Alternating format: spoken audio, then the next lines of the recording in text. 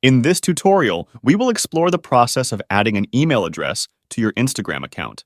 Let's get started. Launch the Instagram app on your mobile device. Tap on your profile picture in the bottom right corner of the screen. In the profile, click on the three dots menu located in the top right corner. Tap on Account Center. Tap on Personal Details. Tap on Contact Info.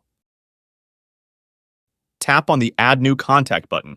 Tap on the Add Email. In the pop-up window, enter the email address you want to add to your Instagram account. Tap on the Instagram account you want to add the email. Tap on the Next button. Instagram will send a verification email to the address you provided. Write the verification code and then tap on Next. Once you verify your email address, you will see a confirmation message on Instagram. Your email address will now be associated with your Instagram account. Congratulations! You have successfully added an email address to your Instagram account. And that's it for today. If you found this video helpful, please consider leaving a like and subscribe to my channel for more tech tips and tricks. As always, if you have any questions or requests for future videos, drop them in the comments below. Thanks for watching, and I'll catch you in the next one.